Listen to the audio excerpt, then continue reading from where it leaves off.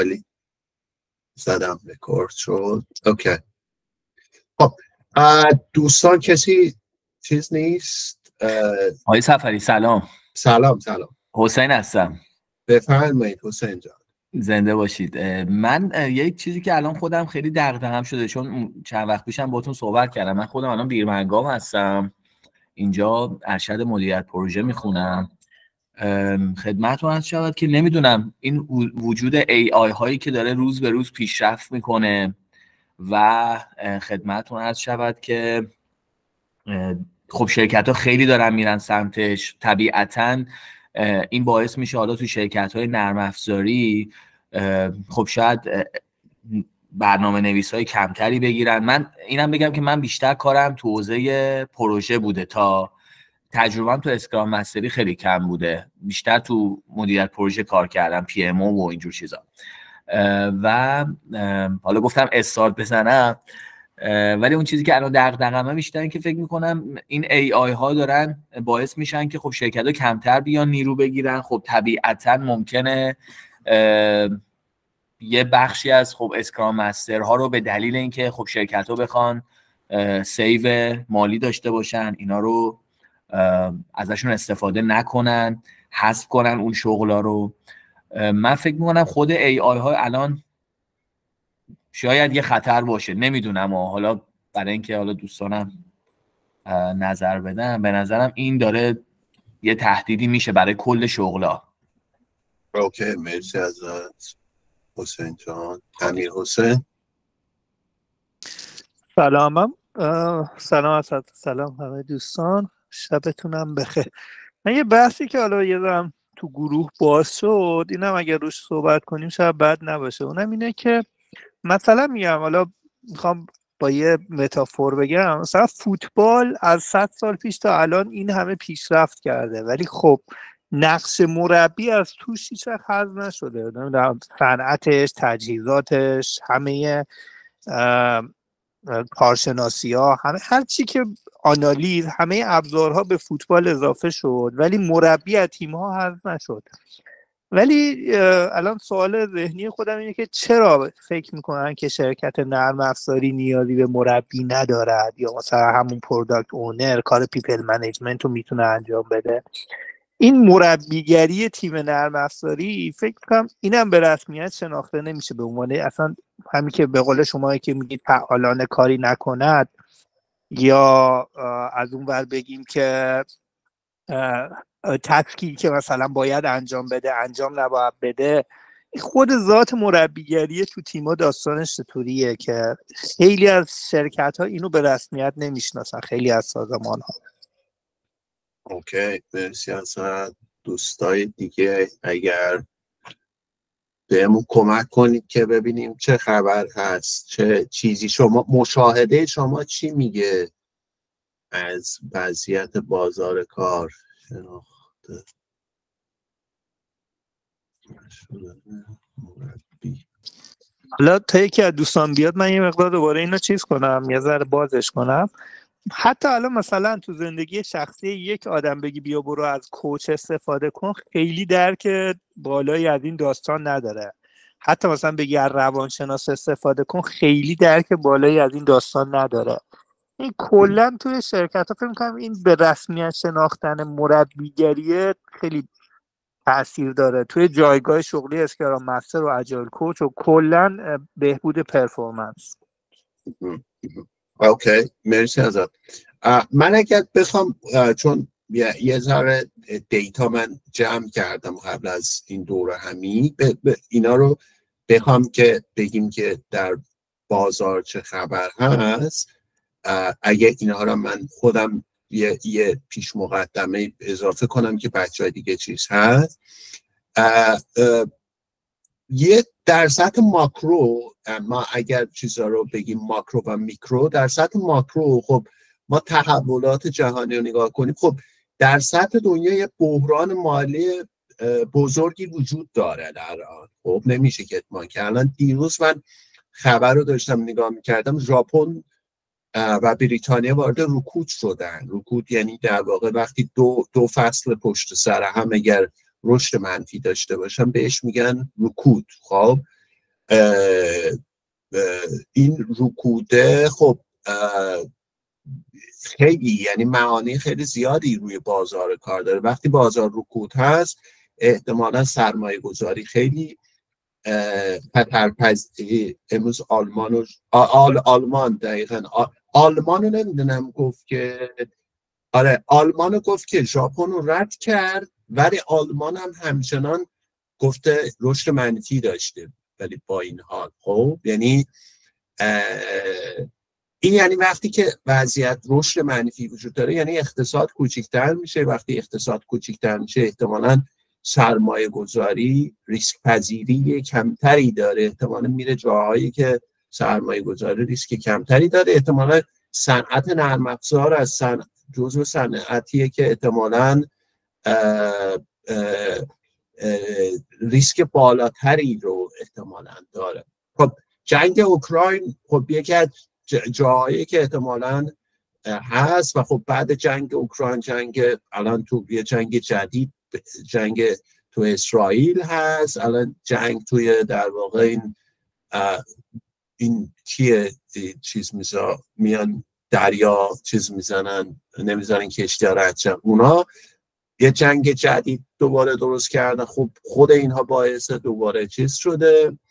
خب همه اینا باز نرخ بیکاری جهانی رو افزایش داده. خب از اون ور به تبع باز اینم بر اساس یک گزارش دوباره گارتنر اینی که شرکت هایی که فناوریان بودجه هاشون رو در واقع یه ذره کاهش دادن توی 2023 و 2024.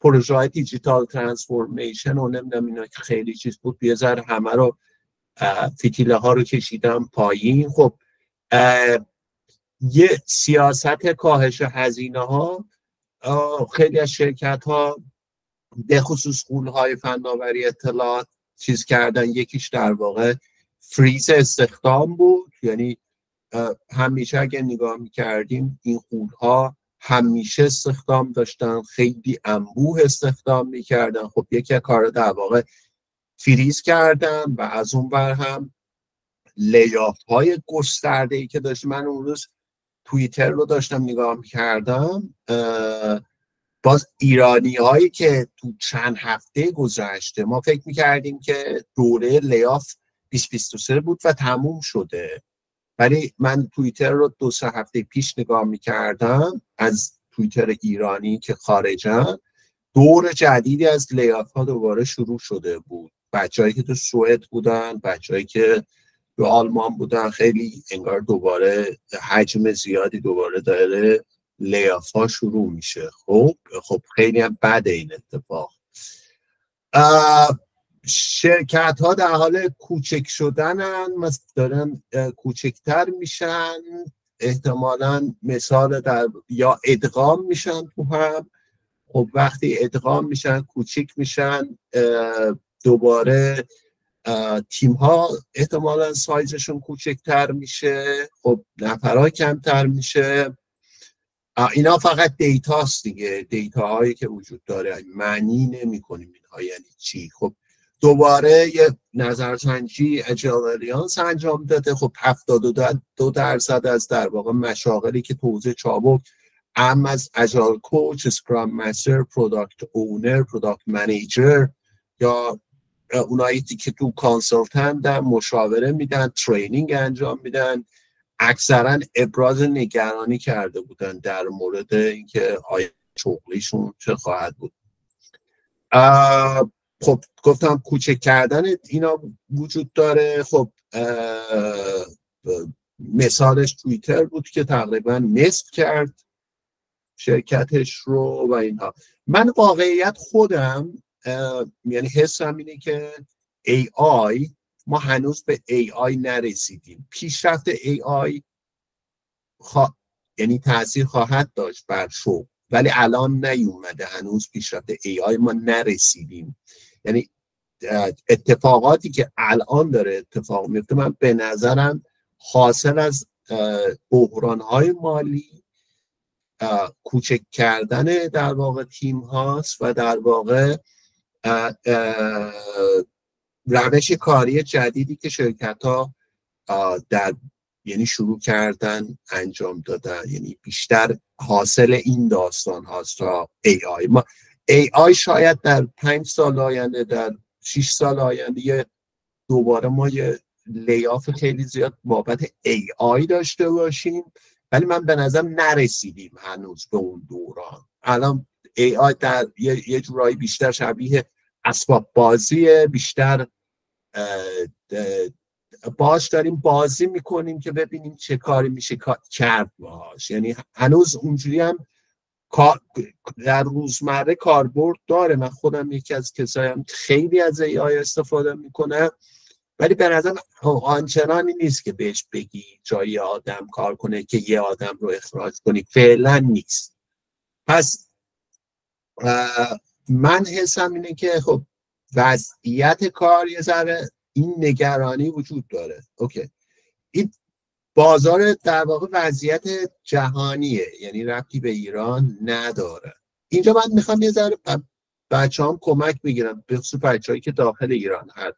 من دیروز جمع‌بندیم از بحث‌های داخل گروه این بود که بازار ایران، من به نظرم یکی از نکته‌هایی که داره اینه که یه ذره چون بازار ایران از همه لحاظ بازار جهان منفک هست، اصولا بحران‌های جهانی یا دیر میرسن به ایران یا اصلا نمیرسن. خب یعنی چون بازارش کلاً جداست از بازار جهانی. خب ولی خب همیشه بحران‌های خودش رو داره.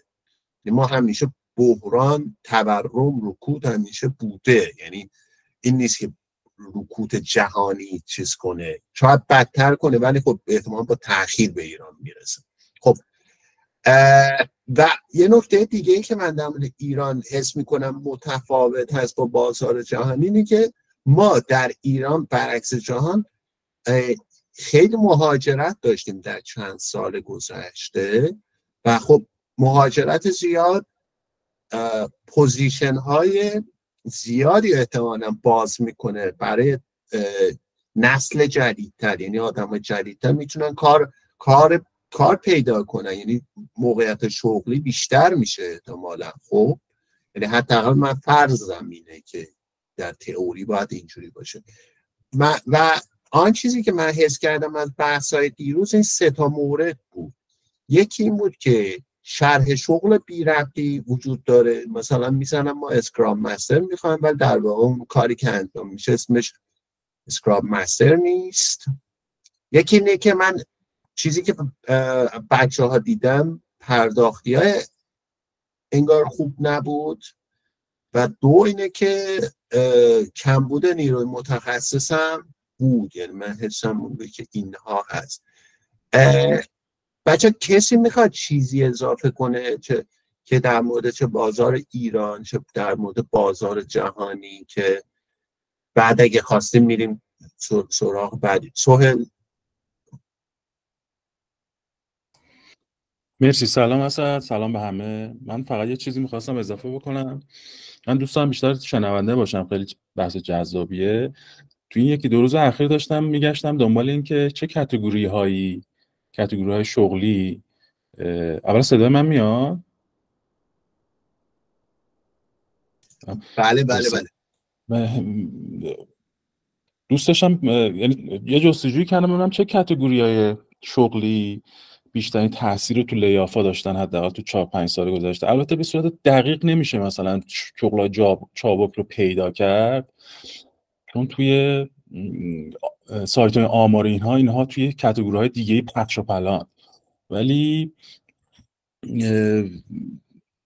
دیتایی که تونستم پیدا بکنم، حالا مثلا چند تا لینک رو من اینجا میذارم، میتونی مثلا اسد باز بکنی و مخصوصا این حالا عکساشو اگه بتونیم ببینیم. و یه عکس دیگه‌ای هم اینجا خیلی جالبه که میخوام روش حرف بزنم. اینه بر اساس اطلاعاتی که لینکدین حداقل منتشر کرده بوده، تعداد بسیار زیادی پروداکت منیجر، یعنی مربوط به پروداکت، لیاف شدن. بعدش یعنی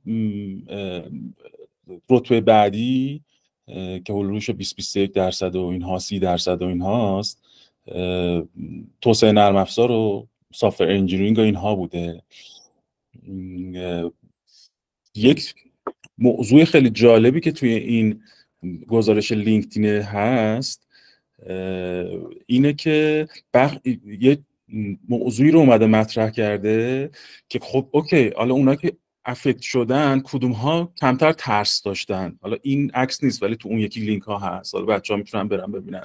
من جنبندیمو دارم همینجوری بزرگتر میخوام اضافه بکنم. بس این بود که خیلی از شغل هایی که سمت ادمنستریشن اند خیلی خیالشون راحته در مورد اینکه دوچار لیاف بشن اینها. من احساس میکنم اینجا میتونه وارد اون فضای اسکرام و چابکی و اینکه بچه‌ها دوست دارن خیلی برن به سمت جیرا ادمنستریشن یا دلیوری ادمنستریشن یا خیلی ادمین بودن تیم ها و اینها بشن. خیلی از اینجا نشأت گرفته که اگر شما یک فانکشنی توی سازمان داری که ادمینشی، خیلی احتمالاً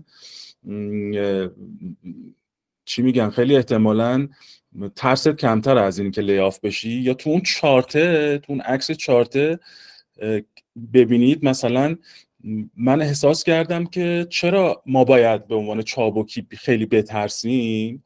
اینی که خیلی سهم بزرگی رو نگاه بکنید تو اون چای لیافز هست، خیلی بخش بزرگیش سیلزه، یک بخش خیلی بزرگیش هم کاستومر ساکسسه. یعنی احساس میکنم شرکت ها رفتن به این سمتی که دیگه خیلی کاستومر ساکسس براشون اهمیت نداره یا حداقل اهمیت کمتری داره. بعد خب بر اساس این شغلایی که خیلی هم شعاری ان در مورد کاستومر ساکسس، خود اجیلیتی کلا که کاستومر ساکسسه خودش داره میره تو اون فضای 21.7% و خب شغلای اینجوری و این توجیه میکنه که اسکرام ها یا اجیلیتی یا پروداکت منیجر ها یا پروداکت اونرها چرا دارن یواش یواش میترسن که لیاف بشن و اینها. من احساس میکنم که اتفاقی که داره میفته اینه که خیلی هم شرکت ها دنبال کاستومر ساکسس و این چیزا نیستن و آیا میشه این موضوع رو به این فضا اضافه کرد یا بچه ها میتونن این فضا رو ببینن؟ من میگم نتونستم ریز پیدا بکنم که اسکرام ها رو مثلا چی کار کردن، ولی اگه بخوام میک سنس بکنم این چارتا به من کمک کرد که تو این بخش ها خیلی دارن تهدید میشه. مثلا همین سیلز نشون میده که مثلا شرکت ها اومدن یه جای تو حالت رونیوشون رو پارک کردن، شاید خیلی به سیلز هم فکر نمیکنن. نمیدونم میشه به این قضیه هم نگاه بکرد. دوست داشتم این فضا رو هم اضافه بکنم به این موضوع. مرسی بچه‌ها، دمتون گرم. مرسی ازت، ممنون. اشکان. سلام اسد جان، سلام به همه. من میخواستم اینو از نگاه خودم اضافه بکنم. حالا دانشم در مورد بازار جهانی خیلی محدوده، ولی به طور کلی به نظرم مشاغلی مثل همین مربیگری چابک یا اسکرام مستری به طور خاص، حالا تا بیشتر پروداکت و این حرفا، چون ماهیت انسانیشون خیلی بیشتره، بودنشون یا نبودنشون یا اینکه چقدر کارشون رو درست انجام بدن، اولا متر کردنش کار سختیه و هزینه‌های آشکار نداره، هزینه‌هاش همه هزینه‌های پنهانه. بعد این خود به خود کاملا وصل میشه به اون نگرش و اون ارزشی که از سمت مدیرا یا از نظر خود اعضای تیم ها ممکنه براش قائل بشن. و اون مواردی که اسد جان نوشتی در مورد ایران، حالا پرداختی ها، شرح شغل بی ربط و اون مورد سوم، اینا به نظرم خیلی به هم مرتبط این مسئله. یعنی همین بحث مهاجرت ها، تعداد زیادی از افرادی که احتمالاً بلد بودن به طور حرفه‌ای حالا به روش چابک کار بکنن، فکر بکنن، اونجوری مدیریت بکنن و براشون کاملا منطقی باشه، میک سنس بکنه، اون مدلی فکر کردن و اون مدلی کار کردن، گذاشتن رفتن به سرعت و هی هم این بیشتر و بیشتر شده افرادی که اون شکلی بودن و آدمایی جایگزین شدن که به اون سطح از حالا نگرش و اون فکر و اون بلوغ کار کردن اصلا نرسیده بودن و افتادن توی مسیری که تصدی به عهده بگیرن یه سری پست‌ها و مقام‌هایی رو یا به عنوان دیولپر، اصلا ممکنه جز منششون نباشه که ما بیایم این شکلی کار بکنیم و خیلی نگاه مثلا چماق و هویجی داشته باشن یا اینکه یه رئیسی باشه و این حرفا. و وقتی شما اون نگاه رو نداری، خود به خود یه سری کارهای دیگه دوست داری آدمایی باشن که انجام بدن، چون خود بلدی چجوری کار کنی. میخوای یکی باشه منشیگری کنه، پیگیری کنه، سیخونک بزنه به آدما، و یا حالا مثلا به قول شما ادمنستریشن انجام بده بیشتر.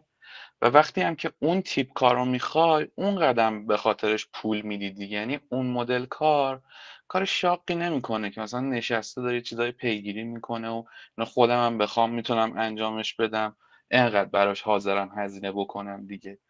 و اون باز به خاطر همونه که پنهان بودن این چیزا و ملموس نبودن اهمیت اینجور فعالیت هاست که حتی ممکنه بعد اینکه اصلا HR یا مدیریت خیلی به سمت این هدایت میکنن که همه چی کمی باشه، بتونن یه جوری رصد کنن و واقعا رصد کردن اینجور چیزا سخته. و اگه شما بخوای انقدر مکانیکی به قضیه نگاه بکنی، اصلا حال نمیکنی باهاش که بخوای این کیه راه میره فقط با آدما حرف میزنه، جلسه برگزار میکنه، وقت ما رو میگیری. اصلا تو خودم بذار من برنامه ریزی میکنم و یعنی این نگاهه خیلی تاثیر داره به نظرم و فکر میکنم عقب گردم داشتیم ما به طور کلی تو بازار ایران در رابطه با اون تحول چابک کار کردن. ببخشید زیاد حرف زدم. عالی، مرسی ازت سهیل جان. مرسی. من یه نکته اضافه بکنم. من روی کردم البته خودم این شکلیه که من احساس میکنم که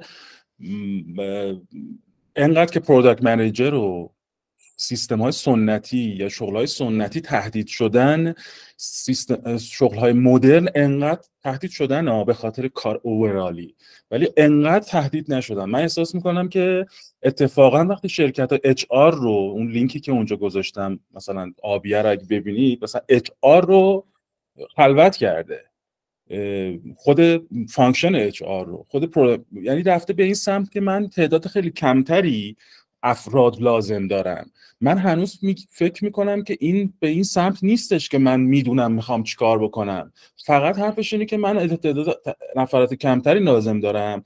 هنوز مسئلهش هست که من با این تعداد کمتر چجوری به موفقیت هام برسم. من احساس میکنم اینجا فرصته برای کوچ ها که اتفاقا اینجا خودشون رو بیشتر نشون بدن که اوکی، من اگه تعداد کمتری داری به اصطلاح کار میکنی، من روش های چابکی بلدم، من ساختارهایی رو بلدم که تو میتونی تو همین فضای کوچیک تعداد کم آدم که احتمالاً متخصص ترند نسبت به ساختارهایی که 15-16 نفر آدم بودن الان 4 نفرن، احتمالاً منطق من اینه که آدم‌ها سعی میکنن حتی اگر حقوق کمتری میگیرن توی شرکت بمونن. حقوق کمتری تو شرکت مونده اون آدمیه که اتفاقاً کامپتنسی بالاتری داره، پروفشنال تره، ولی حالا با حقوق کمتری کار میکنه، احتمالاً انگیزه بهتری داره نسبت به گذشته که حفظ بشه تو کار جابش کار بشه، توی بازار جاب بیشتر بمونه، توی شرکت بیشتر بمونه. من اینا رو فرصت برای اتفاقاً کوچ ها میبینم که اینها پایه های اتفاقاً چابکیه. من احساس میکنم این فرصتیه برای بچه هایی که برگردن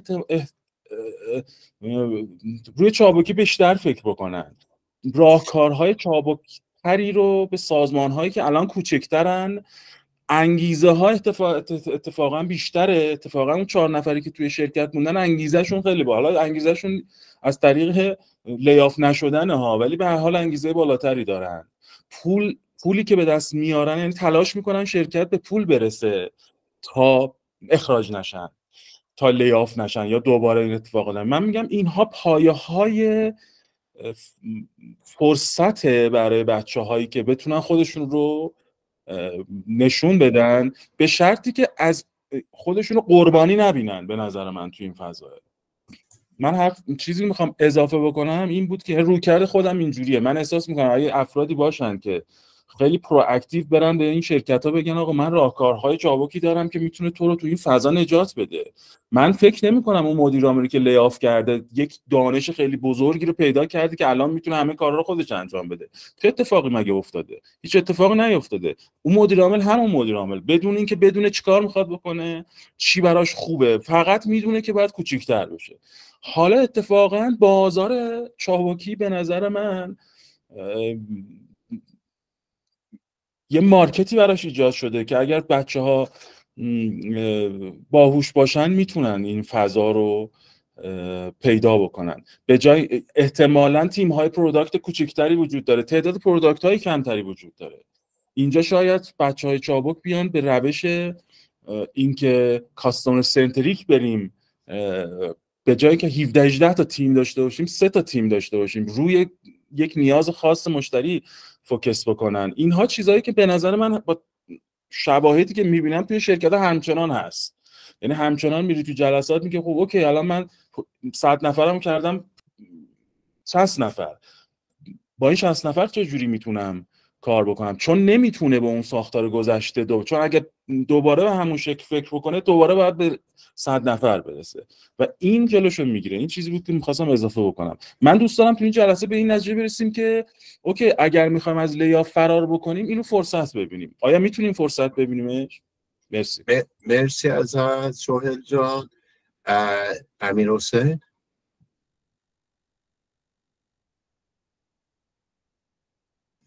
اگه صحبت میکنه میوت هستی. ببخشید. میخواستم یه چیزی بگم تو ذهنم، گفتم الان اسد میگه همون اول جلسه گفتم اینجوری نگیم دیگه.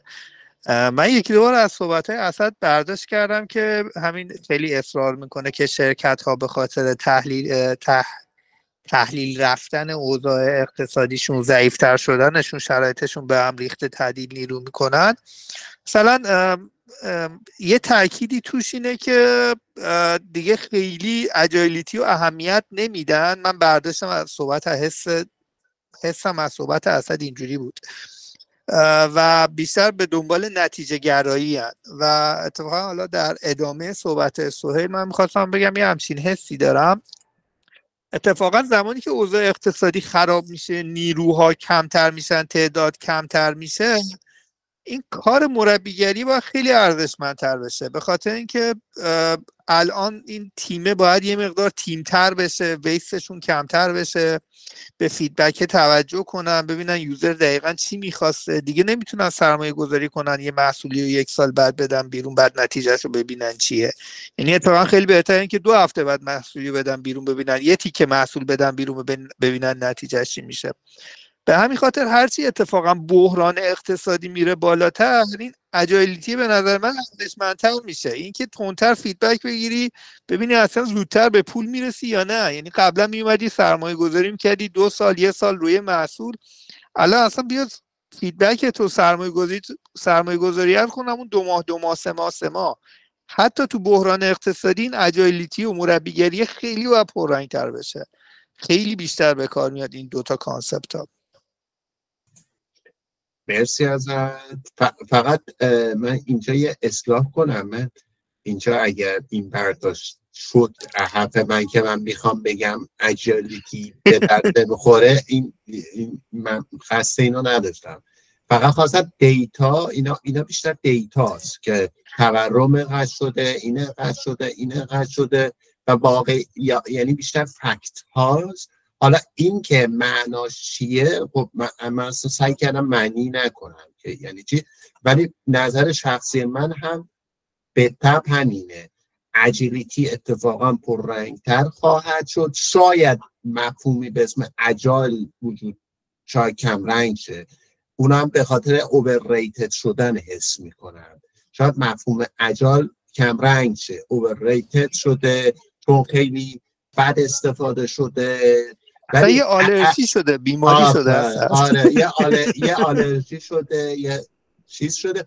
ولی اجیلیتی 100% بیشتر نیاز خواهد بود. یعنی نیاز به اجیلیتی، نیاز به پازو 100% به کسایی که اینو اینیبل میکنن 100% به نظرم خیلی مهم خواهم بود. محمد. سلام خدمت اسد عزیز و دوستان گرامی. من میخواستم در واقع همین یه تجربه‌ای که الان دارم زیستش میکنم کاملا هم مشابه همین وضع موجودیه که تا الان صحبت شد، یعنی تک تک جمله دوستان من رو یاد همین معضلات و مشکلات امروزمون داره میندازه، هم از کوچک سازی و غیره. و میخواستم این موضوعی رو بیان بکنم که شاید در ادامه بتونیم در خصوصش هم صحبت بکنیم. اینه که الان که سازمان ها دارن میرن به سمت کاهش نیرو، حداقل در زیستی که من الان دارم میکنم و خب اصلا این جلسه هم بهش پرداخته شده، به نظر میرسه که اجایل رو دارن شبیه اون فیل فکر میکنم مولانا میبینن. یعنی من الان با رویکرد مدیرانی مواجهم که برخی اسکرام، اون حالا اجایل کوچ، اسکرام مستر، حالا هر اسمی میخوایم روش بذاریم، همونی که الان همه داریم در خصوصش صحبت میکنیم رو بیشتر، بعضی اون رو شبیه کنترل پروژه کار میبینن. یعنی میگن که خب تیما انقدر اسکرام مستر داره، دقیقاً اینها باید بدونن تیم داره رو چی کار میکنه، چه کاری رو انجام میده، چقدر منابع داره، چقدر، یعنی اصلا کلا نقش پروداکت اونر و پروداکت منیجر اینا رفته کنار، همه اینا رو از این میخوان. ولی دیدگاه دیگه تو این فیله هست که میاد میگه که اسکرام مستراتون باید تکنیکال لیدرهای تیم باشه، یک نفر فنی باشه که مثلا بتونه پیش ببره. یعنی در یک سازمان حتی یک نگرش یکسانی رو هم ما به این موضوع نداریم، هر کسی از ظن خودش داره یار این موضوع میشه. و نگرش دیگری داریم که میگه اصلا دیگه ما الان اسکرام مستر و اجایل کوچ و اینا نمیخوایم، ما اصلا باید یه دونه واحد ITSM داشته باشیم که در واقع بیاد و سرویس منیجمنت بکنه و مراقبت بکنه که این سرویس ها داره میرسه و غیره. یعنی بحرانه ایجاد شده و هر کسی حالا بر اساس بحرانه میخواد یک قرائت و ترجمه خودش رو از اجایل بکنه که بتونه حالا به نحوی اون معضلات و مشکلاتی که داره رو بیان بکنه. نمیخوایم بگیم بعدم میگن و بالاخره یک معضل و مشکلی وجود داره، یک مسئله‌ای وجود داره که خب حالا فکر میکنه هر کسی به نوعی این فیله یک شیء، یه انتیتیه که میتونه براش چوب جادویی رو ایجاد بکنه و پیش ببره. و خیلی هم میخواستم در انتها بگم با امیر و صحبت آخر امیر و اسد من هم خیلی موافقم. اتفاقا امروزه که اگرم قرار باشه کسی کمک بکنه، یا اجایل کوچ یا اسکرام مستر حرفه‌ای، امروزه که میتونه به سازمان‌ها کمک کنه. مرسی که این وقت رو به من دادید. مرسی اسد. حالا من قبل اینکه سهیل صحبت کنه راجبه، من دیروز سرچ کردم که سر بتونم دیتا پیدا کنم راجبه مارکت ایران، کلا یه دونه موقعیت اجایل کوچ پیدا کردم، اونم توی شرکت بود، یه چیزی پیدا نکردم. یعنی حتی اگر رسما یه جای، حالا ما میگیم اسکرام مستر هم باید نقش مربیگری رو بتونه بازی کنه، حالا ولی دیگه تو این اسم مستتر دیگه، یعنی داخلش هست، یعنی ذاتاً باید این مربی دارن استخدام میکنن که اینجا، ولی پیدا نکردم. یعنی اینم شاید باز اینم دیتاست، نمیخوام باز معنی کنم که معناش یعنی چی، باز دارم میگم این دیتا من نتونستم، یه دونه فقط کلا دیروز تونستم پیدا کنم. سهیل. مرسی اسد جان. این لینک آخری که گذاشتم خیلی جالبه، این همون بحث خودمونه که میگه آینده اتفاقاتی که برای رول‌های اجایل میفته لزوما مساوی با آینده خود اجیلیتی نیست. جالبه اگه بازش بکنی، چون بر اساس همین فریم ورک که میگی طراحی شده. آقای یووال گرت خیلی آدم معروفی هم هست، یه اسکرول بزنی توی یه بخشی از صوتاشو ببینید. اصلا صوت اون آیتم اول میگه که اتفاقا کمپانی‌ها بیدار شدن که باید دون اجایل باشن، بعد دیدن که این رول های اجایل جلوشونو گرفته. یعنی این موضوع خیلی مهمیه. یعنی هم از این طریق که ما جان انداختیم که این اتفاقی برای طرف افتاده که الان مانع اجیلیتیش رول هاشن. حالا رول هاشن من یه جایی میشیستم میگفت آقا مانع اجیلیتی من مثلا 5 نفر رو اخراج کردم ولی هنوز میتینگ هام همون اندازه است. یعنی چرا اجایل کوچه یه کاری نکرده که میتینگ های این آدمه کمتر باشه؟ یعنی اومده دیدی خب من اگه اسکرام مستر میارم قرار میتینگ ها من بیشتر باشه، یعنی اون این مانع اون یکی شده. یعنی یه جوری، حالا نمیگم درسته ها، ولی توی کف کارخونه یه جوری شده که طرف میگه اوکی من به خاطر یه چیزی که نمیدونم اسمش اجایله ولی شما الان دارین میگین دوینگ اجایله، یه سری محدودیت ها گذاشتم، یه سری رول ها رو حذف کردم، ولی خود این رول ها وقتی از بالا بهش نگاه میکنی به هر دلیلی خودشون مانع اجیلیتی هن. من احساس میکنم که اینجا فرصته. یعنی حالا یا هم کاستی های کامیونیتی ماه یا چوکیه که به کامیونیتی اجیلیتی داره وارد میشه. به نظرم باید بپذیریمش. یعنی دیتا هایی که اسد میگه این باید اول بپذیریم که آقا ببخشید گند زدیم که طرف میخواد اجایل باشه، رول اجایل اخراج میکنه. این گند زدنه واقعا.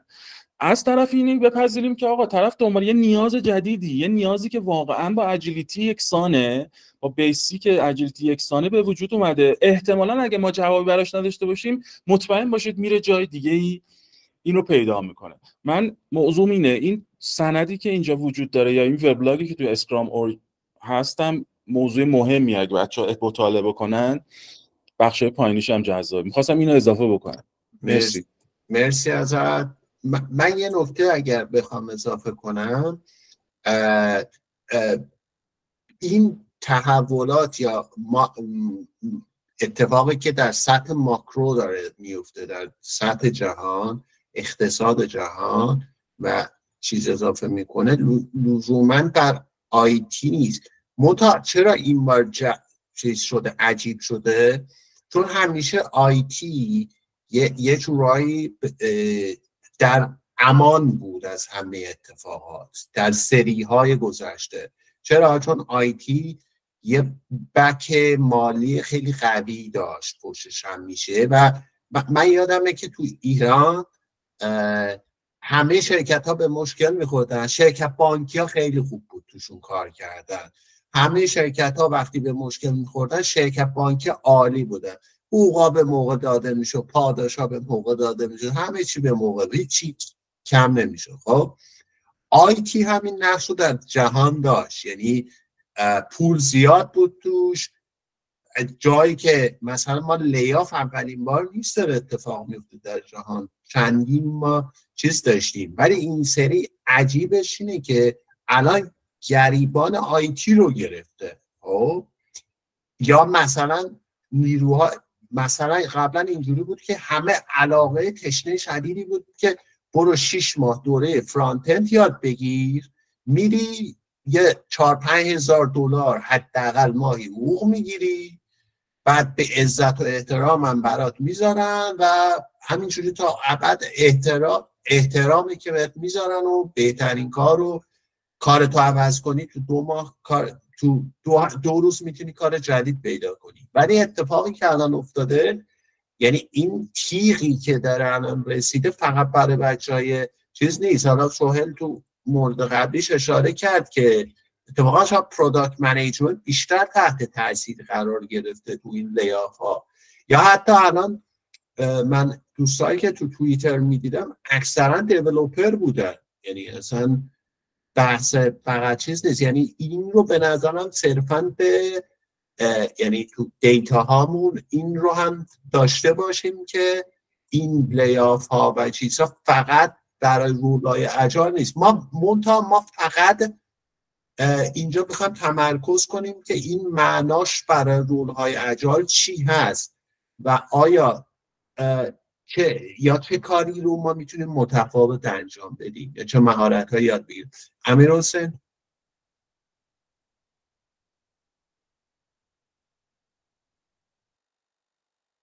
باز میوت هستی احتمالاً اگه آره من دکمه رو اشتباه میزنم، ببخشید. مرسی از من توی صحبت سویلیتی که برام جالب بود که توی سابقه برنامه‌نویسی خودم خیلی برام پررنگه.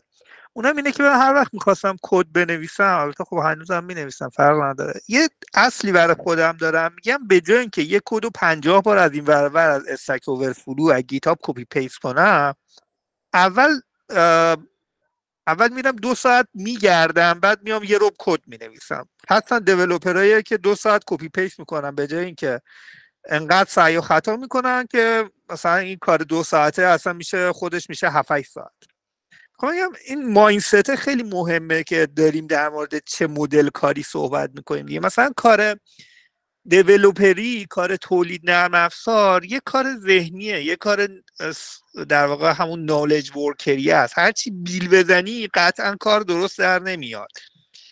یا مثلا تو کار اسکرام مسترها یا مربیگری، الان که سهیل داشت اون بولت اون مقاله اون بنده خدا رو میگفت، مثلا طرف مربی میاره بعد میبینه تعداد جلسات مثلا بیشتر شد، پلنینگ اومد، نمیدونم رترو اومد، نمیدونم ریفاینمنت اومد. همیشه مثلا شاید بعضی شرکت ها میگن که چرا انقدر میریم تو جلسه و ریفاینمنت دیگه مثلا دیگه جلسه اضافه است و اینا، ولی واقعا صحبت کردن کار کردنه، فکر کردن کار کردنه. یعنی اگر یه آدمی داره فکر میکنه، یه آدمی داره صحبت میکنه، توی یه تیمی 5 نفر جوره هم نشستن سر یه انتیتی، سر یه فیچر، سر یه آبجکت دارن صحبت میکنن، دارن کار میکنن. و من متاسفانه مثلا توی این برآوردهای نفر ساعت سیستم‌های مدیریت پروژه‌ای میبینم که اصلا فکر کردن و کار حساب نمیکنن. یعنی مثلا اینکه طرف وظیفش بوده اینو از اول میدونسته، بلد بوده، الان مثلا باید بیاد عیناً مثلا زارت بنویسه داخل کد دلیوری کنه بره دیگه. یا مثلا در مورد کلمه کامپلکس، خب ما داریم در مورد کامپلکس صحبت میکنیم. کامپلکس به جای پیچیدگی من بهش میگم ناآگاهی. ما توی دنیای ناآگاه داریم زندگی میکنیم، یعنی نمیدونیم دقیقاً این چیزی که داریم دلیور میکنیم 100% درسته، باب میل مشتری هست یا نه. اگر آگاه بودیم که تکلیف اون مشخص بود دیگه، مینوشتیم میرفتیم دیگه. و این تیپ شغلا مثل مربیگری که آقا واقعا وظیفه تسهیلگری اصلا همینه دیگه، باید تو جلسه بهترین تصمیم رو از تیم در بیاری، بهترین نتیجه رو، بهترین کامیونیکیشن یه کار تو سازمان. ولی خب آقا 2 تا دیولپر بشینن 1 ساعت با هم صحبت کنن، میگن این 2 تا بیکار بودن نشستن صحبت کردن. این طرز تفکر نفر ساعتیه پروژکتیه واقعا سم سیستم‌های مربیگریه. و مربی آره کار نفر ساعتش در نمیاد، نمیتونه بگه من 10 نفر ساعت کار کردم روی این تسک، و واقعا بی‌معنیه که کلا گند میزنه به کار دیگه. ببخشید طولانی شد. مرسی ازت. اگه بچه‌ها موافق باشین یه ذره حرکت کنیم، یعنی بریم توی، البته رفتیم داخلش چون نمیشه اینا رو خط کشی کرد، چون من خیلی دوست دارم که اگر بشه بچه‌هایی که اینجا هستن از این جلسه یه چند تا نکته مهم برداشت کنن برای آینده کاری خودشون. یعنی اگر کسی واقعا به خاطر موضوع این جلسه اومده بتونه چند تا برداشت خوب نکته برداره برای خودش که بتونه بره یه تغییری انجام بده. من توی صحباتش در واقع صحبت اینه که خب این بحران، این نمیدونم اتفاق، این ایران اینطوری اونطوری صحبت، خب یعنی بر روی من اینجا من خواهشم اینه که روی یعنی هم ویو پوینت من متخصص ببینید، نه ویو پوینت شرکت. یعنی بیام ببینیم که منی که اسکرام مسترم، منی که پروداکت اونرم، منی که پروداکت منیجرم، منی که اجایل کوچم، یعنی یا هر چی، اینا برای من یعنی چی؟ خب آیا من باید چه چالش های احتمالاً جلو روم خواهد بود؟ مثلا من یکیش رو میگم، یکی چالش هایی که در خارج از ایران هست اینی که الان بازار به شدت رقابتیه، کار پیدا کردن خیلی سخت شده و سخت‌تر خواهد شد. یا مثلا برای بچه‌هایی که از ایران میخوان مهاجرت کنن خیلی کار سخت‌تر شده و سخت‌تر خواهد شد، به خاطر اینکه خب آدم‌های لوکال کشورها الان مشکل کار پیدا کردن دارند. پس برای بچه‌هایی که تازه میخوان مهاجرت کنن این سخت‌تر خواهد شد. اسکیل ورکر، اینا معناهایی که از اینا میشه پیدا کرد دیگه. و حالا چه مهارت‌های ضروریه که بشه کار پیدا کرد یا بعضا کار رو از دست نداد. چون من بعضی بچه‌ها دیدم که اسکیل ورکر ویزا گرفتن اومدن بعد 2-3 ماه کارشون از دست دادن. یا داخل ایران، فرق نداره داخل ایران چه چالش هایی خواهد بود، چه چیزهایی رو چیز کنیم. چه کسی میخواد این بخش رو چراغش رو روشن کنه؟ شغل تو دست بالا بود، نمیدونم میخواستی راجبه این بگی یا موضوع قبلی؟ من دوست دارم یه چیزی به امیرحسین اضافه کنم و اجازه بدم بچه‌ها به این بخش اضافه بکنن. من در مورد جلسه مشاهداتم اینه، احتمال طرف خیلی مخالف این نیست که ما رترو بذاریم دیلی بذاریم. حرفش اینه، میگه اوکی رفتیم رترو، چرا ازش چیزی در نیامد؟ بعد از رترو من 17-18 تا جلسه 1 به 1 و 2 به 2 و 3 به 3 دیگه این هم اتفاق داره میفته.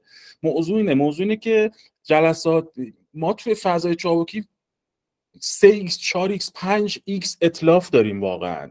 یعنی اسکرام رو وقتی میبینی توی شرکت ها پر از اتلافه.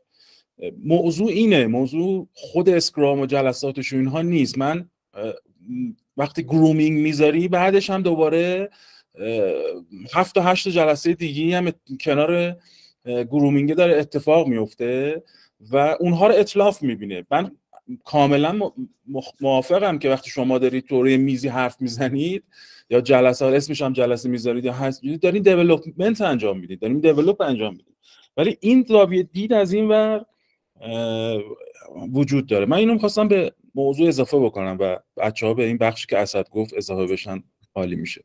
مرسی اسد. اشکان؟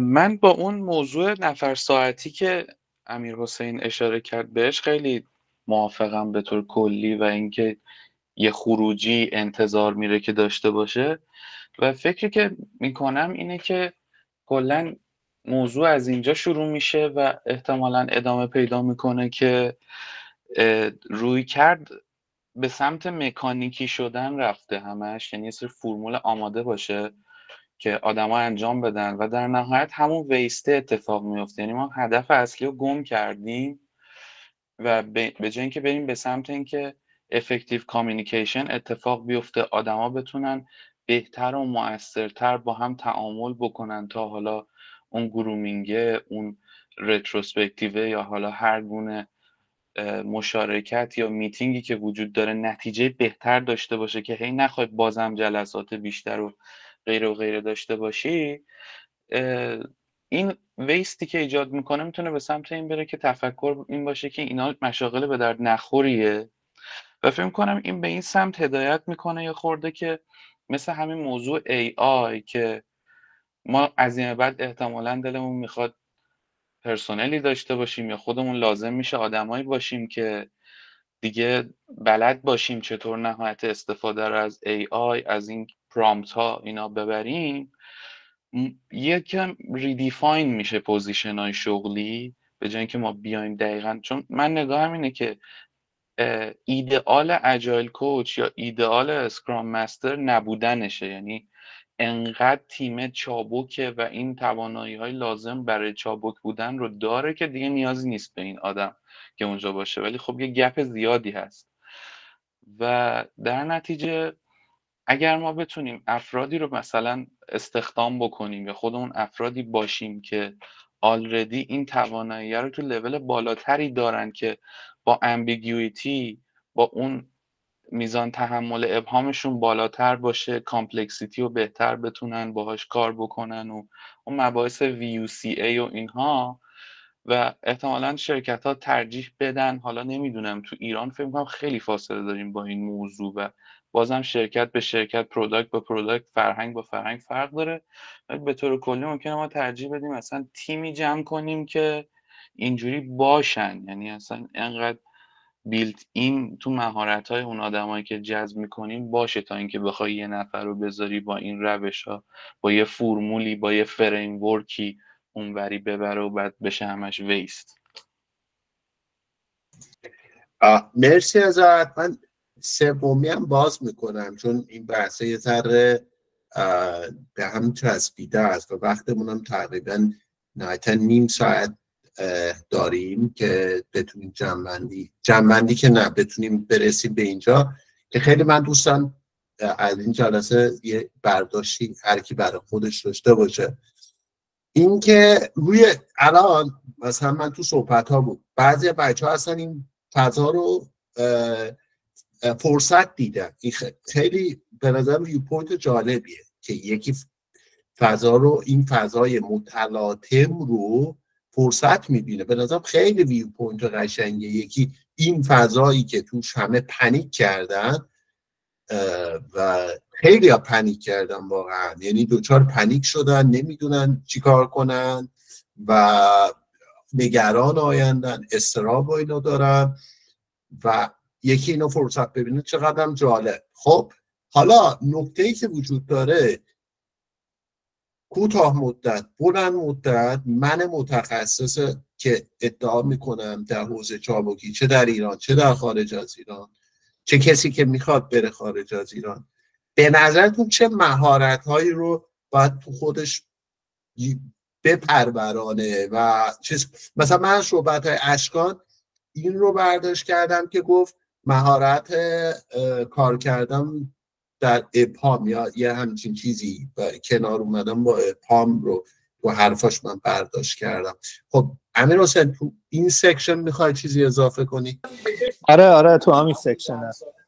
در مورد مهارتایی که میخوای بگی داشتی میگفتی میخواستم بگم خب به هر حال زمانی که میخوای خارج از ایران صحبت کنی کار کنی از اسکرام مستر و از پروداکت اونر اصلا به شدت زبان فلوئنت خیلی مهمه. یعنی حتی با زبان خوب معمولی هم عملا شاید خیلی جاها اصلا اتفاقی نیفته. واقعا اصلا بخوام به نمره زبان بگم در حد نمره زبان 8 دیگه واقعا اگر بخوای کوچ باشی، چون به هر حال باید بتونی با اون تیم ارتباط بگیری، کلید واژه ها رو استفاده کنی، کلمات تخصصی استفاده کنی و خب خیلی سخته. و دو تا چیز دیگه هم که می‌خواستم اضافه کنم، خب یکی تسهیلگریه. حالا همین دیگه خودت دیگه استادش دیگه جلسات همون کار کردن رو انواع اقسام LSA بتونی یه جلسه رو با سیستم‌های مختلف و آدم‌های مختلف مدیریت کنی. و سومی هم که میخواستم اضافه کنم بحث فلسفه کوچینگ و این دیگه یکی دیگه کوچینگ و پاور کوئسچنینگه که واقعا دیگه حالا یه بخشش برمیگرده به اون تسلط زبانیه، ولی خود ذات کوچینگ رو به عنوان یه اسکیل یاد گرفتن توی کار کردن توی تیم خیلی تاثیر، مخصوصا خب به هر حال پرفورمنس رو میبره بالا دیگه. پرفورمنس و نقش تو تیم پررنگ میکنه اگر کوچینگ و پاور کوئسچنینگ خوبی داشته باشی. این سه تا خیلی تاثیر داره. مرسی ازت. بچه دیگه چه امید جان بفهمید. سلام به همه. من عذرخواهی میکنم که دیر جون شدم به صحبت. من متاسفانه تو راه هم پشت فرمونم زدم کنار، فقط یه عرض ادبی بکنم و بیشتر شنوندم تو میتینگ امشب. نکته که به ذهنم رسید اونجا که گفتن به اصطلاح فرصتی توش هست، منم موافقم، واقعا فرصتی توش هست به این سمت که مهارت‌های لیدرشپ رو باید روش کار کنیم. یعنی فرضاً ما این مسئله‌ای داریم، سازمانی رو در نظر بگیرید با مشکل بحران اقتصادی دست و پنجه نرم میکنه، شروع کرده مقدار انقباضی برنامه‌ریزی میکنه یا ریسک‌های کم برمی‌داره و اینها. با امکانات موجود کار کردن برای یک مربی بیشتر او رو میبره به سمت اینکه به جای اندازه‌گیری‌های فنسی و باحال بره به سمت اینکه بتونه آدم‌ها رو انگیج کنه به کار. بعد از توانایی افراد باید برن به این سمت کم کم توانایی‌های در واقع راهبریشون رو به کار ببرن. به خاطر همین نکته که همین الان امیر حسین گفت خیلی مهمه، باید بتونن کامیونیکیت کنن با افراد که مهم هست که بتونن حداقل نه دقیقاً به این معنی که باید زبانشون خوب باشه، باید بتونن با مجموعه چیزایی که در اختیار دارن به اون آدمایی که باشون دارن کار میکنن برسونن که آقا مسیر یه جوری باید دیگه حرکت کنیم، اصطلاحاً واقعا باید کوچشون کنن که مثلا بهتر نیست این کارو بکنیم، یا به نظر شما مثلا اینو میشه بیشتر باز کرد.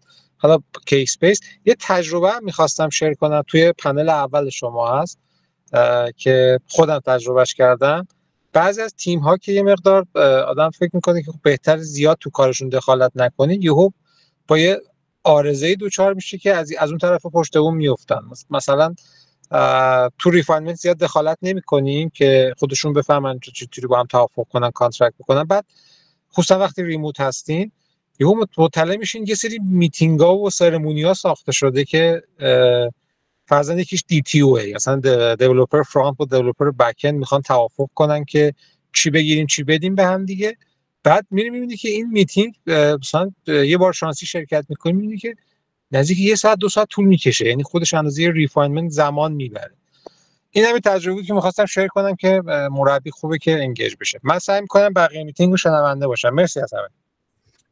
مرسی ازت. خب دوستای دیگه‌ای که فکر می‌کنید که میتونید پیشنهاداتی بدید که در این بازاری که الان وجود داره چه کارهایی، به خصوص بازار پر رقابت، تو بازار که تهدید فرصت هست، بازار داخل ایران، خارج از ایران، که گفتیم احتمال زبان فلوئنت، تحصیلگری، مهارت‌های کوچینگ، سوال پرسیدن، مهارت‌های کامیونیکیشن، مهارت‌های لیدرشپ و راهبری. البته یه ذره جنرالن، حالا بشه دقیق ترشون هم کرد بهتره. اگر رفرنسی هم میدونید که خیلی بهتر، چون احتمالاً آدم ها اگه بعد این جلسه خواستن چیز کنن. محمود عزیز بفرمید. مرسی. سلام به همگی. صدای من دارین؟ بله مرسی. من راستش در ادامه اون بحث قبلی که داشتیم یه تصویری میدادیم که الان اوضاع داره به چه سمت میره و مطالعات هم هست و فضای مبهم داریم و اینا، به نظرم رسید که 2 تا مهارت شاید بتونه کمک بکنه. یعنی اگر که بپذیریم که دقیقاً وارد فضایی شدیم که ناشناخته ها بیشتره و یکم لازم هستش که بفهمیم که چی کار باید بکنیم و بعد ببینیم که جای درستی هستیم یا نه. به نظرم یه چیزی که شاید کمتر ماها بهش توجه داشتیم تو قبل این بود که یکم تمرکز رو از آتپوت و اون چیزی که خروجیه مثلا یه اسپرینت هست و ما مثلا توی جلسه ریویو داریم روش تمرکز میکنیم و اینکه واقعا چی از دل تیم اومده بیرون و چی رسیده، یکم دید فراتر بهش داشتن و اینکه واقعا تو جهان واقع به چه اتفاقی منجر شده، به تو دست کاربرا به چه اتفاقی افتاده. خود این بزرگ کردن اسکوپ ریویو، اسکوپ در واقع یه جور بررسی کردن ایمپکت کارهایی که داریم و اتفاقی که داره توی تیم میفته، به نظرم یکم کمک میکنه. از اون سمت طیف هم توی فضای دیسکاوری، یعنی یکم وارد شدن به این که دیگه واقعا تو فضای مبهم مهارت‌های کشف مهارت‌های مهمتری هستند به نظر میاد، و اینکه وارد شدن به این فضا که تیم رو کمک بکنین که توی فضای ناشناخته بتونه بهتر کشف بکنه که داره چه اتفاقی میفته و گام بعدیمون چیه و به کدوم سمت می‌خوایم بریم. به نظر اینا هم چیزایی هستش که شاید اینجا الان یکمی نیاز رو جدی‌تر بکنه. همین.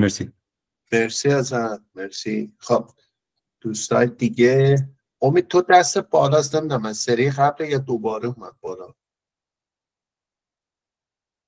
احتمالاً از سری قبل بوده. خب دوستای دیگه به نظرتون چه مهارت هایی، من سعی میکنم اینجا نوت بردارم که اینجا داشته باشیم مهارت ها و اگر ریسورس های میشناسید، گفتیم چون یکی از اهدافمون اینه که بچه ها اینجا یه نکته بردارن ببرن اجرا کنن. ریسورسی میشناسید، جای میشناسید، اینکه چجوری شروع کنن، این رو هم بگید عالی میشه که یعنی تکیه‌مون از این جلسه کاربردی باشه. اوکی، خب کسی؟ سهیل جان. مرسی اسد جان. من رفرنس رو حالا لینکاشو گذاشتم اونور، در مورد این سوالی که کردی شاید جوابی نداشته باشم، ولی دوست دارم حالا تو این دوناس یا دوناس دیگه یکم هم یه جوالدوزم به خودمون بزنیم دیگه. من برام خیلی سواله که ما چیکار کردیم که الان اسکرام مستر، پروداکت اونر اینها دارن میترسن و جایگاهی توی ساختار شغلی ما به عنوان کامیونیتی ها، چه جهانی چه داخلی چه هر جای دیگه، چیکار کردیم که این ترس وجود داره و خب چیکار کنیم که این ترس به وجود نیاد، با این تصور که قبول داریم که این فرصت، یعنی با این پیش‌فرض ذهنی من که این فرصت میتونه باشه، چون همه چیش فرصته. وقتی میگه آقا چابک‌تر بشید، خب باید تنها جایی که میتونه جواب بده به صنعت کامیونیتی‌های چابکیه دیگه. میخوام ببینم اولا چیکار کردیم که به این روز افتاده، حداقل تو این صنعت، و اینکه خب چیکار کنیم که به این روز نیفته. این خیلی سوال خوبیه، یعنی جواب‌های خوبی میشه بهش داد و دوست دارم اینو بتونیم یه جایی باز بکنیم و یه خود انتقادی رو داشته باشیم روی این فضا. و دوست دارم یه موضوع دیگه، دوست دارم این بچهای اسکرام مستری که توی شرکت دارن الان کار میکنن بیان تجربه‌اشون رو بگن که اوکی توی 1 سال 2 ساله چه انعطاف‌هایی رو تجربه کردن که توی شغلشون موندن، نه اینکه اینها رو بریم عیناً انجام بدیم. ولی این نشون میده که اولا شرکت‌ها چه انعطاف‌هایی رو می‌خواستن و اینکه اونا تجربهشون تو این انعطاف‌ها چی بوده. من احساس میکنم اغلب اینا رو نمیان بگن، یعنی یا حوصله ندارن یا امپاور نشدن از طریق کامیونیتی که بیا اینا رو بگیرن. چون من تعداد بسیار زیادی اسکرام مستر و شرکت‌های مثل اسنپ و ای بابا و جای دیگه الان مشغول به کارن دیگه. الان اینا چرا نمیان بگن که اوکی به هر شکلی اولا دارن چجوری کار میکنن و اینکه با اون مایندست قبلی چه انعطاف‌هایی رو تجربه کردن. مثلا اسکرام مستر اومده دفتر پی ام او رو گرفته دستش، مثلا من شنیدم، مثلا میاد میگه اوکی من دیدم اونجا دارن میکشن اون و خودم رفتم نمیگم درست غلطه ها، من خودم رفتم پیش قدم شدم گفتم این دفتر پی ام او رو بدید به من. موضوعش هم این بود که خب من خودم برم احتمالاً خرابکاریش کمتره. این تجربات خوبیه که دوست دارم بچهای اسکرام مستری که دارن الان کار میکنن بیان شیر بکنن، حالا تو دوناتس بیان این کارو بکنن، توی گروه بیان بکنن. این 2 تا نکته بود که دوست داشتم بهش اضافه کنم. مرسی. عالی، مرسی ازت. من یه نکته اگه بخوام اضافه کنم، اون روز داشتم اتفاقا به بحثی که تو الان شروع کردی داشتم فکر میکردم که ما سالها به عنوان کامیونیتی اجایل، اتفاقا تو لینکدین هم نوشتم، نه انتقاد به کامیونیتی اجایل ایران، کامیونیتی جهان اصلا، چون الان گفتم دیگه اولش 72 نمیدونم چند درصد از کامیونیتی اجایل در کل جهان نگرانه در واقع. البته این فقط میگم برای کامیونیتی اجایل نیست، این در جهانه، یعنی این لیاف ها برای همه شغل ها. ولی برام جالب بود که کامیونیتی اجایل چرا مثل بقیه کامیونیتی ها داره اینجوری ترس براش ترسیده از این داستان. و اتفاقا مگه ما سالها ریسپاند تو چینج رو تبلیغ نکردیم؟ مگه نفروختیم؟ مگر ما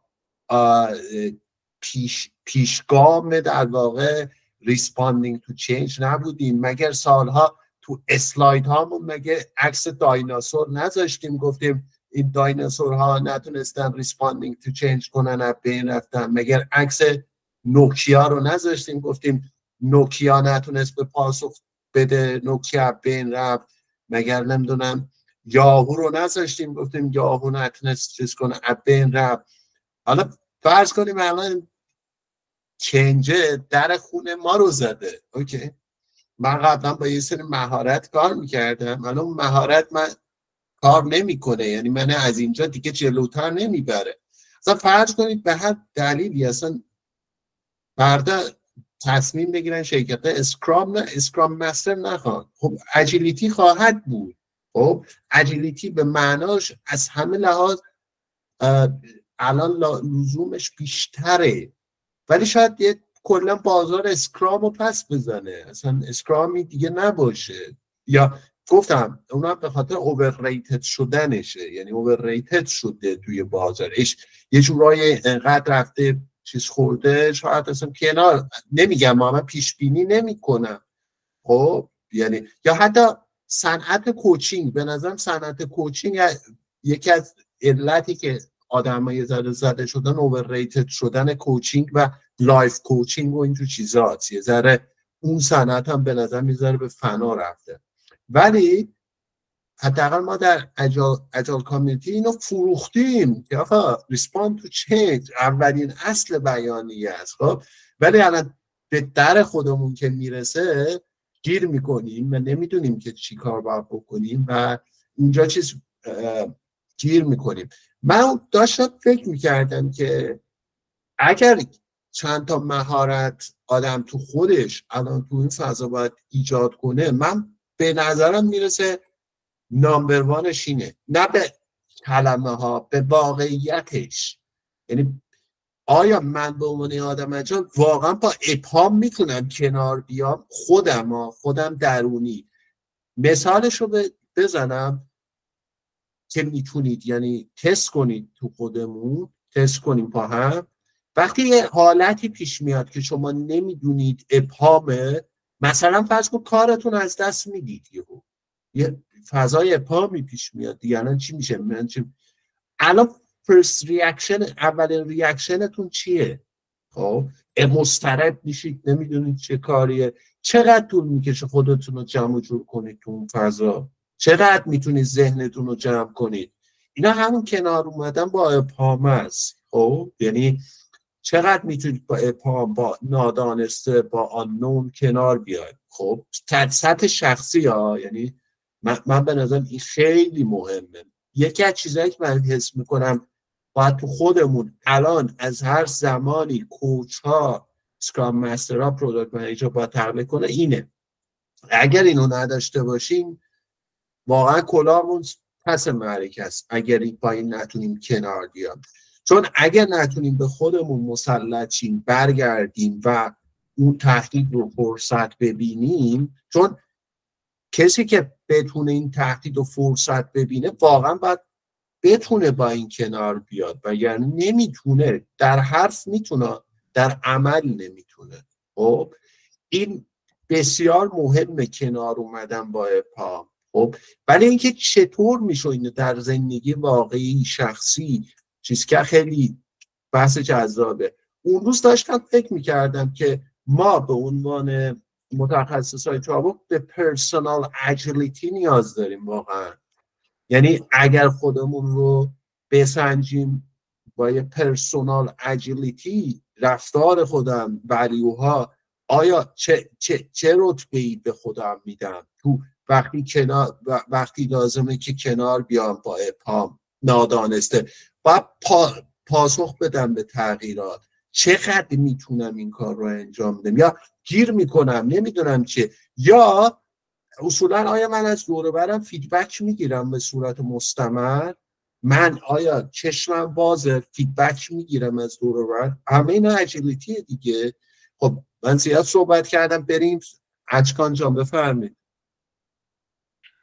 به نظرم این نکته که شما اسد جان میگی که ما ریسپاند تو چینج رو سعی کردیم سل بکنیم همیشه این سالها به عنوان اجایل کوچ، یا این مورد که سهیل میگه که ما به عنوان کامیونیتی چی کار کردیم، این خیلی نقطه عطف جالبیه و منو یاد اون صحبت امیرحسین میندازه که میگفت خیلی ها دیولوپرن، ولی از این دیولوپرها یه حجم خوبیشون شاید کارشون این بوده که با به هم چسبوندن یه سری چیزای آماده و راهکارهایی که توی مثلا استک اوورفلو اینا هست، یعنی افراد افکتیوی نیستن، صرفا دارن اون کار رو خیلی رباتیک انجام میدن و در یک مقطعی ممکنه حالا جواب بده کارشون، و تو حوزه کارهایی مثل حالا حتی پروداکت هم میشه در نظر گرفت، ولی مخصوصا توی اجایل کوچینگ و اسکرام مستر بودن و اینا، فکر میکنم که یه مقدار ذهنیت حالا شاید به تجربه برای سازمان ها یا اون افرادی که بالاخره ممکنه تشویق بکنن سازمان رو که ما این نقش ها رو داشته باشیم، این رول ها رو اضافه بکنیم، برده به این سمت که آره اینا افرادی هستن که قراره بیان یه سری سرمونی رو به پا دارن و قراره یه سری پرکتیس هایی رو بیان پیاده کنن و بعد حتی خودشون همونطور که یه خورده قبل تر صحبتش شد یه وقتایی تبدیل به بلاکر میشن، از این رو که قرار نبود که ما امبریس بکنیم چینج و پس چرا مثلا من میگم آقا یه کار خیلی واجب اومده،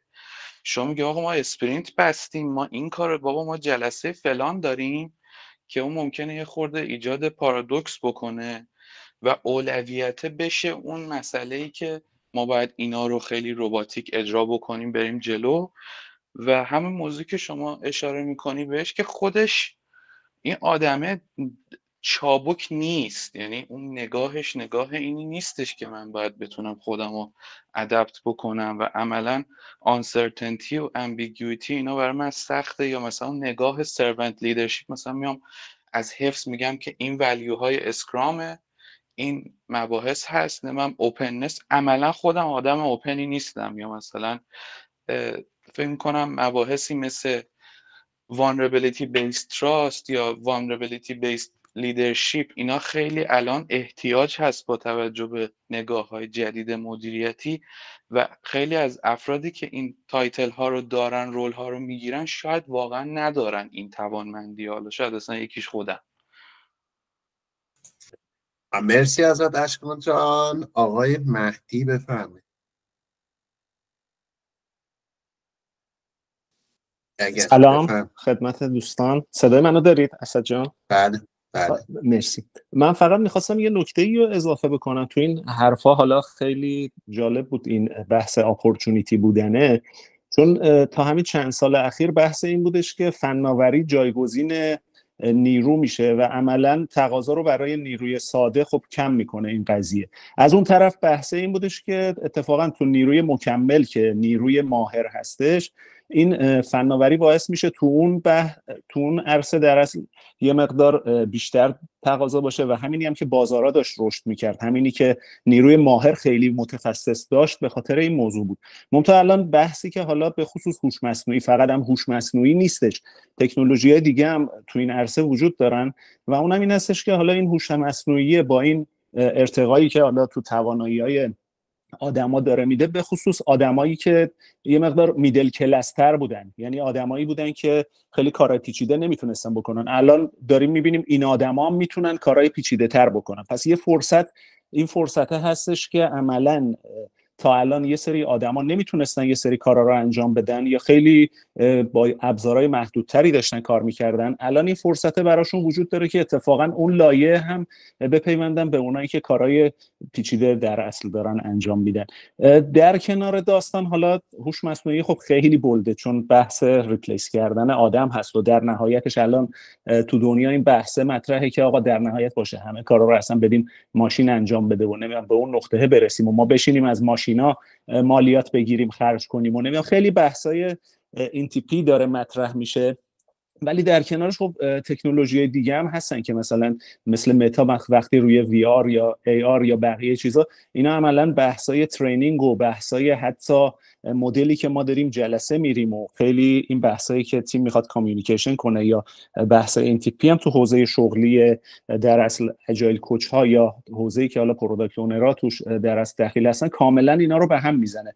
و این بحث تکنولوژی یا حالا بگیم همون بحث سواد دیجیتال داشتنه، یکی از مسائلیه که اگه ما بخوایم باقی بمونیم، همون بحث ریسپاند تو چنج رو میخوام بهش اشاره بکنم که اگه بخوایم تو این بازار باقی بمونیم، عملا ما باید تغییر بکنیم، عملا باید بریم به سمت اینکه این فناوری‌ها که حالا یکیش AI هست خیلی بولده، بقیه هم عملا تو کارامون داشته باشیم. یا حتی تو صحبت‌های امیدم بودش بحث لیدرشپی یا بحث اینی که ما رو پذیرفته باشن به عنوان یه لیدری که حالا خیلی خوب اگه تو خارج داره کار میکنه، خیلی خوب حرف میزنه، خیلی خوب کامیونیکیت میکنه و بقیه عملا حرفاشو میخوان بپذیرن. این آدمه عملا باید بتونه تو این حوزه‌های جدیدی که وجود داره بتونه صحبت بکنه یا حتی گاهن تو بحث‌های دیجیتال ترانسفورمیشنی یا بحث‌های این تیپی هم یه مقدار نظر بده و صرفا این که فقط بخواد اجیلیتی بفروشه یا فقط بخواد مثلا یه چارچوبی کار بکنه، اینا با این اتفاقاتی که داره میفته عملا من فکر میکنم یه مقدار خیلی وضع از اینم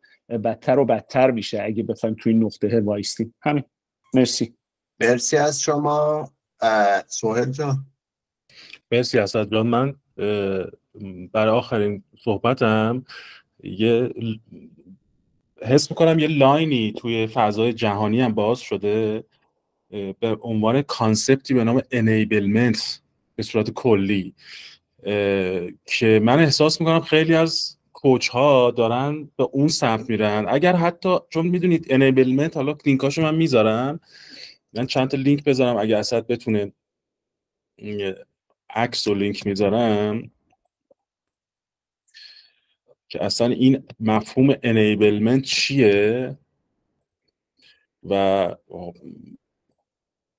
بد نیست این لینک ها رو مطالعه بکنید. یه تاریخچه قدیمی داره. اساسا انیبلمنت از سیلز اومده، از فروش اومده، یه ساختار سنتی داره و خب جاشو داره توی فضاهای جدید هم باز میکنه و بد نیست به این فضا هم فکر بکنید. حتی شغل‌های دیگه جدید دیگه هم مثل توی پروداکت، توی سیلز، توی مارکتینگ این مفاهیم به وجود اومده. اساس کارش اینه که همون کاریه که اجایل کوچ ها میکنن، یعنی به نظر من باید میکردن که خیلی هاشون نمیکنن. در واقع دارن سازمان رو برای رسیدن به اهدافش توانمند میکنن به روش‌های مختلف. حالا یکیش کوچینگ بوده، یکیش متدولوژیست بوده، یکیش آموزش بوده، یکیش کامیونیکیشن بوده، همه اینها. ولی در نهایت کار اصلی اجایل کوچ‌ها این بوده که سازمان رو، تیم رو توانمند بکنه و به پتانسیلی برسونه که بتونه به اهدافش برسه. این تگلاین یا اون مفاهیمی که الان جدید هست، این هم یکی، من حالا میگم خیلی هم تاییدش نمی‌کنم، خودم هم تجربه کوچک و بزرگش رو داشتم که تو این فضا من احساس میکنم فیدبک خوبی تو این فضا میشه گرفت، هم به عنوان شغلی که حالا برای من خیلی اهمیت نداره، هم به این که آدم ها و این کوچ ها و این از اسکرام مستر ها دوباره به این کاری که دارن میکنن با این دریچه بهش نگاه بکنن و خودشون رو بتونن انیبلر بکنن و خودشون رو به سازمان ها به عنوان یک کسی که میتونه توانگر بکنه یه تیم رو بفروشن، به جای اینکه بگم من اسکرام مسترم و به جای اینکه این سوال بزرگی رو که شرکت ها از اسکرام مسترها میپرسن که من رو چجوری متر میکنی، اینجا به احتمالاً بتونن راحت‌تر جواب بدن که من چجوری میتونم شما رو توانگر بکنم و این فضایی رو که دارید رو براتون بهتر بکنم. من احساس میکنم یه بخشی از اسکرام مستر آینده احتمالاً تگلاین های انیبلمنت به خودشون خواهند داد و من دوستش دارم که هم توی پروداکت هست، هم توی سیلز هست، هم توی چیزی که احتمالاً شغل‌های سنتی ندارنش و با رویکرد چابک. به نظر من این لاینی هست که به نظر من دوستان یکم مطالعه بکنن، سرخطهای خوبی میتونم بگم. من لینکاش هم گذاشتم توی. مرسی اسد. مرسی ازت سهیل جان. ما تقریبا اگه بگیم که به انتهای در واقع این دور همی رسیدیم، من یه خواهشی از دوستان دارم که اگر برای اینکه این بحث ادامه داشته باشه، به خصوص اینکه بتونیم ریسورس هامون رو با هم شیر کنیم در مورد مهارت های یا متا اسکیل یا اسکیل های متا اسکیل هایی که برای آینده پرتلاطم لازم خواهد بود با هم شیر کنیم. یکی از چیزهایی که من حس کردم که اسکیل قبل از اینکه اینجا بری، چون داخل ایران خالی شده، من دوست دارم یه چیزی اضافه کنی. واقعا من دوست دارم اسکرام مسترها یه باز تعریف شغلی و مهارتی برای خودشون تو ایران داشته باشن به صورت مستقل و پرواکتیو. یعنی بیان بگن که ما چه مزیت رقابتی خواهیم داشت، اینا رو یه جوری بسازن. تو ایران به نظر من این مفهومیه که یه باز تعریف شغلی یا بازنگری شغلی یا بازنگری مهارتی توی کاراشون داشته باشن. به نظرم این چیزی که تو ایران کمه. آره مرسی ازت. خب پس یه نکته که من بخوام نگم جمع‌بندی، ولی ما چیزی که اومدیم جلو این هست که این مهارت ها احتمالاً مهارت هایی که حالا این من چند تا رو که تونستم یادداشت کردم ولی احتمالاً شاید خیلی خیلی بیشتر از این هست، ولی اگر من بخوام بنابر تجربه یکیش رو بخوام بگم این هست واقعا ما تا زمانی که نتوانیم کنار بیایم با اپام با این ریسپاند تو چینج کنیم نخواهیم تونست که چیز آداپت کنیم خودمون رو با تغییرات. پس باید یه ذره باز باشیم، بتونیم با اپام کنار بیایم، فیدبک بگیریم از دور و برمون، ببینیم که چی میگذره و یه ذره هم من توی دنیای اجایل هم یه ذره تعصب رو میبینم. نمیدونم این کار پروژه است، این کار کنترل پروژه است، فلان، من این کار رو نمی کنم. این یه ذره تعصب این شکلی هم هست. باید با اون تو باز تعریفه ببینیم که خب چی نیاز هست الان برای بیزنس. تغییر کرده، فضا عوض میشه، یه ذره از اون خشکیتی که نه این اجال نیست، اونجوری نیست، این اینجوریه فلان، اون باز تعریفه میتونیم اینها رو تعریف کنیم، ببینیم که فضا به چه سمتی میره، چه چیزی باعث میشه که ارزش تولید کنه. و من حالا تو اون جایی که value استریمی که داره ارزش تولید میکنه کجا قرار میگیرم، حالا اسمم چی میشه، رولم چی میشه، کارم چی میشه و همین. مرسی از دوستانی که اومدید، مرسی که این وقتتون رو با ما شیر کردید. میتونستید کار دیگه بکنید ولی اومدید اینجا، چه بودید صحبت کردید چه گوش کردید. مرسی ازتون. امیدوارم که شب خوبی داشته باشید. ولی این بحث رو تو گروه لطفاً اگر دوست دارید ادامه بدیم. ممنون. شبتون خوش.